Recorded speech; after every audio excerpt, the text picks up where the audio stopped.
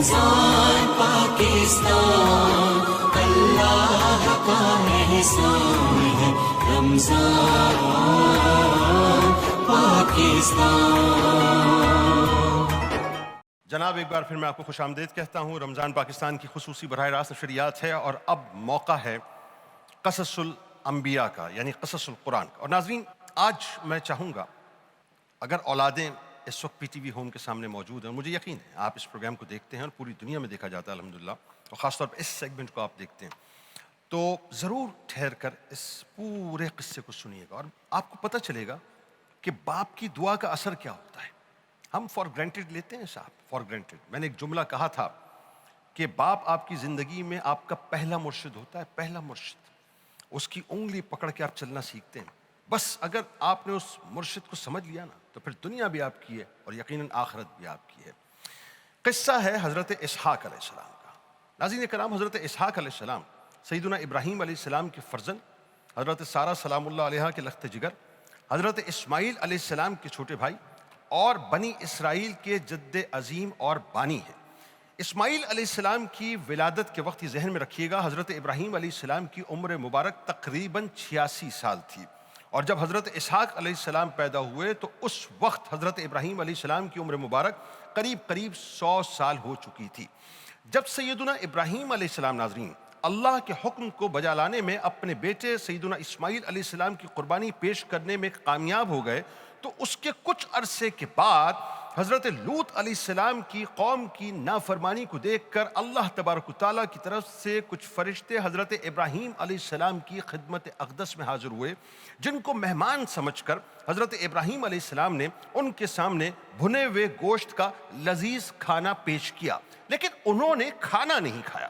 تو حضرت ابراہیم علیہ السلام ظاہر ہے تھوڑے سے پریشان ہوئے، تذبذب میں مبتلا ہوئے۔ فرشتوں نے ان کی پریشانی کو دیکھ کر کہا کہ آپ ڈرے نہیں، ہم اللہ کی طرف سے بھیجے گئے فرشتے ہیں، اور حضرت لوط علیہ السلام کی قوم کی نافرمانی کی وجہ سے اس قوم پر عذاب کی وعید لے کر آئے ہیں۔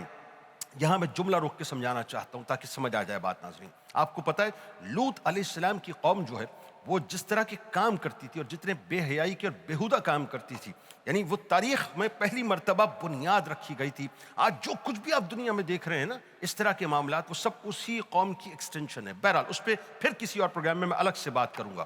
اچھا، ساتھ ساتھ آپ کو ایک خوبصورت بیٹے کی خوشخبری بھی فرشتوں کی طرف سے دی جاتی ہے۔ ابراہیم علیہ السلام نے کہا کہ کیا تم اس بڑھاپے میں مجھے اولاد کی بشارت دیتے ہو؟ ذرا سوچو تو صحیح کہ یہ کیسی بشارت تم مجھے دے رہے ہو۔ ظاہر ابراہیم علیہ السلام کی اس وقت عمر جو ہے وہ خاصی ہو چکی تھی۔ انہوں نے کہا کہ ہم آپ کو برحق بشارت دیتے ہیں، جس کو اللہ تبارک و تعالیٰ نے سورۃ الحجر میں یوں بیان کیا ہے، اور انہوں نے جواب دیا، ڈرو نہیں، ہم تمہیں ایک بڑے سیانے لڑکے کی بشارت دیتے ہیں۔ جب فرشتوں نے ناظرین ایک بیٹے کی خوشخبری دی تو اس وقت حضرت سارہ سلام اللہ علیہا، جو حضرت ابراہیم علیہ السلام کے بالکل پاس کھڑی تھی، ساتھ ہی کھڑی تھیں، وہ بہت متعجب بھی ہوئیں اور خوشی سے ہنس بھی گئیں۔ فرشتوں کی اس بشارت کو اللہ تبارک و تعالیٰ نے سورۃ العنکبوت کی آیت نمبر 27 میں یوں بیان کیا ہے، اور ہم نے اسے اسحاق اور یعقوب علیہ السلام جیسی اولاد عنایت فرمائی، اور اس کی نسل میں نبوت اور کتاب رکھ دی، اور اسے دنیا میں اس کا اجر عطا کیا، اور آخرت میں وہ یقیناً صالحین میں سے ہوگا۔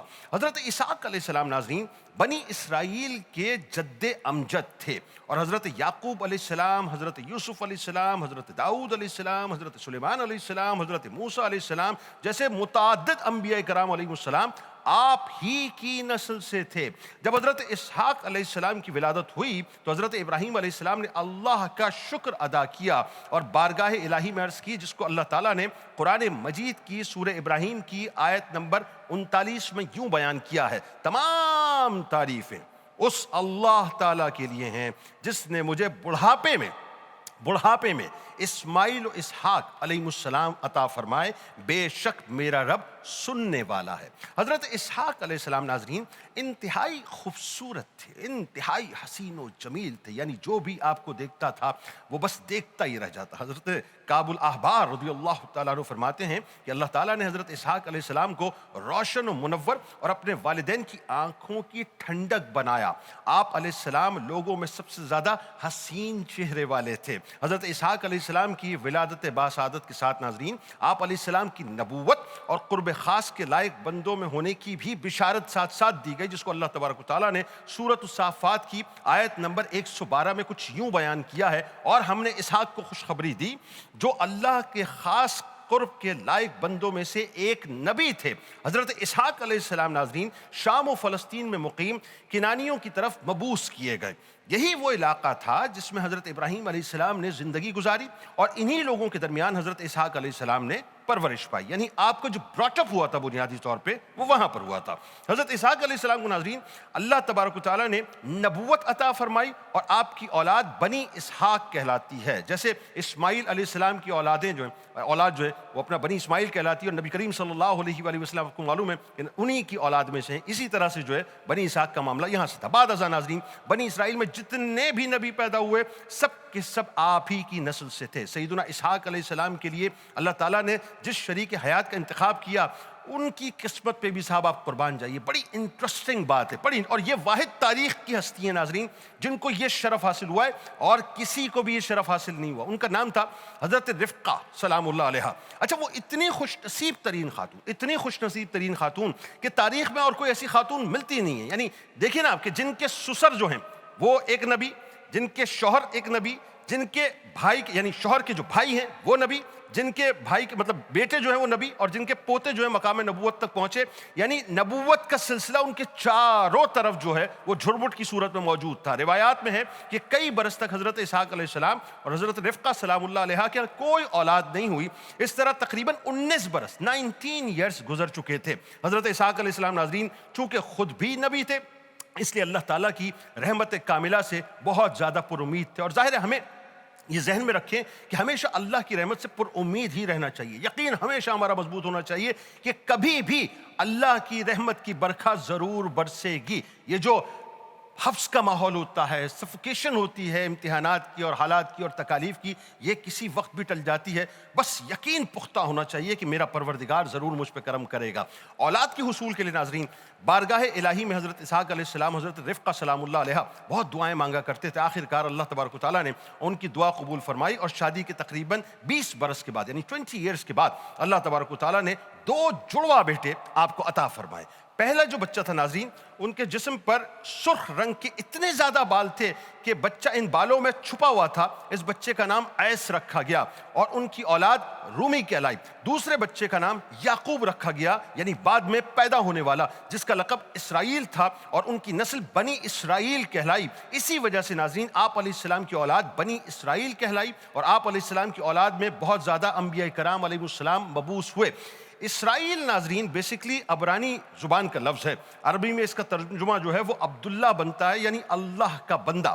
آپ کے دادا حضرت ابراہیم علیہ السلام کو جس وقت حضرت اسحاق علیہ السلام کی ولادت اور منصب نبوت پر سرفرازی کی بشارت دی گئی تھی، اسی وقت آپ علیہ السلام کی پیدائش اور جلیل القدر پیغمبر ہونے کی ساتھ ساتھ بشارت دے دی گئی تھی، جس کو اللہ تبارک و تعالیٰ نے قرآن پاک میں سورہ انبیاء کی آیت نمبر 72 میں یوں بیان کیا ہے، اور بخشا ہم نے اس کو اسحاق اور یعقوب انعام میں، اور سب کو نیک بخت کیا۔ حضرت اسحاق علیہ السلام کے ناظرین دونوں بیٹے بہت ہی سعادت مند تھے، اور باپ کی بے حد خدمت کیا کرتے تھے۔ بڑا بیٹا عیس شکار کا بہت زیادہ شوقین تھا، اور عموماً شکار کا گوشت لا کر والد کو کھلایا کرتا تھا، جس کے بدلے ان کو خوب دعائیں ملا کرتی تھیں۔ اور یہ کرنا چاہیے ہمیں بھی کہ اپنے والد کی خدمت کیا کریں، لا کے ان کو کچھ پیش کیا کریں، ان کو آئسولیشن میں اکیلے مت چھوڑیں، تنہا مت چھوڑیں، ان کو جو کمائیں اپنے والد کے لیے اور یہ پوچھا بھی نہیں کریں۔ باپ کبھی نہیں کہتا کہ مجھے کیا کھانا ہے، یہ تو آپ کو معلوم ہونا چاہیے کہ باپ کی خدمت میں پیش کیا کرنا ہے۔ سن لیجیے، اس کی وجہ میں آپ کو بتاتا ہوں۔ ایک مرتبہ حضرت اسحاق علیہ السلام ناظرین کی فرمائش پر جب جناب عیس جو ہیں وہ شکار کرنے کے لیے چلے گئے، یعنی باپ کی فرمائش تھی، وہ شکار کرنے چلے گئے۔ پیچھے حضرت یعقوب علیہ السلام نے اپنی والدہ کے حکم پر والد ماجد کو گوشت کھلا دیا، یعنی جو کام حضرت عیس کیا کرتے تھے وہ حضرت یعقوب نے کیا، اس کی ٹپ جو ہے وہ والدہ نے دی تھی۔ حضرت اسحاق علیہ السلام چونکہ ظاہر نابینا تھے، اس لیے اندازہ نہ کر سکے کہ کس بیٹے نے کھانا کھلایا، چنانچہ حضرت اسحاق علیہ السلام نے اپنے بیٹے حضرت یعقوب علیہ السلام کو یوں دعائیں دیں کہ اللہ تمہارے مرتبے کو بلند فرمائے اور تمہاری نسل میں انبیاء اور بادشاہ پیدا فرمائے، تمہیں کشادہ رزق اور اولاد کثیر عطا فرمائے۔ اور بعد میں جب ایسا ہے ناظرین تو انہوں نے والد ماجد کو کھانا کھلایا، تو والد ماجد نے پھر ان کو یوں دعائیں دیں کہ تمہاری نسل سرسبز و شاداب، زمین پر خوب پھلے اور پھولے. اچھا جی، ان کے پھلوں اور رزق میں اللہ تبارک و تعالیٰ خوب برکت عطا فرمائے، یہ آپ دعائیں دیے چلے جاتے تھے. جناب ایس ناظرین، اب ان کو معلوم ہو گیا کہ معاملہ ہوا کیا ہے، یعنی یہ کام تو میں کرتا تھا. وہ یہ چونکہ اسحاق علیہ السلام نابینا تھے، یعقوب علیہ السلام نے کھانا پیش کر دیا، کھانا جیسے پیش کیا انہوں نے ایسی دعائیں دے دیں، وہ دعائیں بیسیکلی ملنی حضرت ایس کو تھیں. تو وہ جو ہے اس معاملے میں ذرا غصے میں آ گئے. یہ غصہ دیکھ کے حضرت یعقوب علیہ السلام اپنی والدہ کے حکم پر اپنے ماموں کے پاس چلے گئے تاکہ دونوں بھائیوں کے درمیان حالات نہ بگڑ جائیں. اور ایک روایت کے مطابق آپ نے وہاں 10 برس 10 ایئرز وہاں پر گزارے. مورخین تحریر کرتے ہیں کہ حضرت یعقوب علیہ السلام کی 4 بیویاں تھیں، تاکہ دونوں بھائیوں کے درمیان مطلب جو ہے وہ 4 بیویاں تھیں، اور معاملہ یہ تھا کہ چاروں سے جو ان کی ظاہر ایک انسیت تھی، ایک محبت تھی، جن سے اللہ تبارک و تعالیٰ نے ان کو اولاد کثیر سے نوازا تھا. آپ کے 12 بیٹے اور 1 بیٹی ہوئی. ناظرین، بیٹوں کی شادیاں ہوئیں اور پھر ان کی اولاد پھیلتے پھیلتے 12 قبیلوں کی شکل باقاعدہ اختیار کر گئی. چھوٹی بیٹی راہیل سے 2 بیٹے پیدا ہوئے، ایک حضرت یوسف علیہ السلام اور دوسرے بنیامین. واقعہ یاد ہے نا آپ کو یوسف علیہ السلام کا کہ جب بھائیوں نے کنویں میں پھینکا تھا تو سگے بھائی بنیامین جو ہیں وہ بڑے غم میں مبتلا تھے اور وہ ان کے ساتھ مستقل اٹیچ رہتے تھے. بہرحال حضرت عبداللہ ابن مسعود رضی اللہ تعالیٰ عنہ نے فرمایا کہ حضرت یعقوب علیہ السلام اپنی اولاد کے ساتھ جب مصر میں داخل ہوئے تو ان کی تعداد 93 نفوس پر مشتمل تھی. یعنی وہ بھی آپ کو ذہن میں ہے، جب یعقوب علیہ السلام چلے کنعان سے اور جب مصر پہنچے اور یوسف علیہ السلام جب ان کا استقبال کرنے گئے تو 93 نفوس پر مبنی ان کا پورا قافلہ بنا تھا. اچھا، جب انہی کے ظاہر مطلب پھیلنے والے افراد حضرت موسیٰ علیہ السلام اس میں شامل ہوتے ہیں، پھر ظاہر موسیٰ علیہ السلام کی تعداد بڑھتے بڑھتے ان کے تمام تر وہاں کے رہنے والے اور ان کی نسلوں سے بڑھتے بڑھتے تعداد جو روایات میں آتی ہے وہ بتائی جاتی ہے تقریباً 6,70,000 کے قریب ہو گئی. یعنی اس طرح میں آپ کو سمجھاؤں کہ جب فرعون غرق ہوا تھا اور جس وقت بنی اسرائیل کے لوگ موسیٰ علیہ السلام کے ساتھ چلے تھے تو جب میدان تیہ میں پہنچے تھے تو اس وقت تقریباً ان کی تعداد 6 لاکھ سے اوپر ہو چکی تھی. بہرحال یہ ساری کلیئرٹی آپ کو آ گئی کہ یعقوب علیہ السلام سے لے کے موسیٰ علیہ السلام تک کیا معاملہ تھا. اب یہ جو معاملہ تھا ناظرین، یہ سمجھنا ضروری ہے. یہ سب بیسیکلی اس دعا کا اثر تھا جو دعا حضرت اسحاق علیہ السلام نے اپنے بیٹے حضرت یعقوب علیہ السلام کو عطا کی تھی. اور حضرت اسحاق علیہ السلام کی یہ سب اولاد ناظرین چونکہ حضرت یعقوب علیہ السلام سے آگے پھیلی تھی اور حضرت یعقوب علیہ السلام کا جو لقب تھا وہ اسرائیل تھا، اس لیے ان کی آگے جتنی بھی اولاد چلی وہ سب کی سب بنی اسرائیل کہلائی. حضرت اسحاق علیہ السلام کی اولاد بنی اسرائیل کہلائی اور حضرت اسماعیل علیہ السلام کی اولاد جو ہیں وہ بنی اسماعیل کہلائی. حضرت ابراہیم علیہ السلام کو بنی اسرائیل اور بنی اسماعیل یعنی دونوں کا جد ہونے کا اعزاز حاصل ہوا، اسی لیے آپ کو جد الانبیاء کہا جاتا ہے. اب آپ سمجھ رہے ہیں میری بات؟ یعنی ایک لڑی جو ہے وہ حضرت اسحاق علیہ السلام سے چلتی ہے جس میں متعدد انبیاء کرام علیہ السلام تشریف لاتے ہیں. ایک لڑی جو ہے وہ رسول کریم صلی اللہ علیہ وآلہ وسلم سے جب آپ اوپر جاتے ہیں تو حضرت اسماعیل علیہ السلام یعنی وہ خوبصورت سی اور نورانی لڑی ہے جہاں پہ نبوت ختم ہو رہی ہے. تو چونکہ یہ دونوں لڑیاں آپ سے ہیں لہٰذا آپ کو جد الانبیاء کہا جاتا ہے. بنی اسرائیل میں ناظرین جو مشہور پیغمبر گزرے ہیں ان میں حضرت ابراہیم علیہ السلام تو سب کے جد ہیں، اس کے بعد حضرت اسحاق علیہ السلام ہیں، حضرت یعقوب علیہ السلام ہیں، حضرت یوسف علیہ السلام ان کے بیٹے ہیں، پھر حضرت موسیٰ علیہ السلام ہیں، ان کے بھائی حضرت ہارون علیہ السلام ہیں، حضرت داؤد علیہ السلام ہیں، ان کے بیٹے پھر حضرت سلیمان علیہ السلام ہیں، اور حضرت عیسیٰ علیہ السلام. یہ مشہور جو انبیاء کرام علیہ السلام ہیں. اسی طرح سے تورات، زبور، انجیل بھی بنی اسرائیل میں ہی اتری. قرآن پاک ظاہر نبی کریم صلی اللہ علیہ وآلہ وسلم پر اترا. اللہ تعالیٰ نے ناظرین بنی اسرائیل کو لا تعداد نعمتوں سے سب کچھ عطا کیا، سب کچھ عطا کیا. یہ کیوں؟ اس لیے کہ اب آئیے اس دعا کی طرف جو دعا حضرت اسحاق علیہ السلام نے حضرت یعقوب علیہ السلام کو دی تھی کہ اللہ تبارک و تعالیٰ تجھے منصب سے، نبوت میں سرفرازی سے، مقام و مرتبے سے نوازے. وہ جو دعا تھی وہ ایسی مقبول ہوئی کہ اللہ تعالیٰ نے انبیاء کرام علیہ السلام کا سلسلہ حضرت یعقوب علیہ السلام سے رکھا. اور آپ یہ دیکھیے حضرت ایس کو جو ہے وہ دیگر جو مطلب یوں کہیے کہ اپنے نعمتیں تھیں وہ عطا کی. کہنے کا مقصد کیا ہے؟ بات ریپ اپ ہو رہی ہے. باپ سے دعا کروایا کریں اور باپ کو چاہیے کہ وہ اولادوں کو دعا دے. ہم بس مختصر سی دعا کر لیتے ہیں اپنے بچوں کے لیے، نہیں، بہت رک کر جم کر دل جمعی کے ساتھ رب کے حضور حاضر ہو کے اپنی اولادوں کے لیے دعا کیا کیجیے. یاد رکھیے اللہ تبارک و تعالیٰ باپ کی جو دعا ہے اس کو رد نہیں کرتا. حدیث پاک کا مفہوم ہے جس میں یہ بات آتی ہے کہ 3 دعائیں تو کبھی رد نہیں ہوتی. اس میں ایک مسافر کی دعا، دوسرا ایک مظلوم کی دعا، اور تیسرا ایک باپ کی دعا.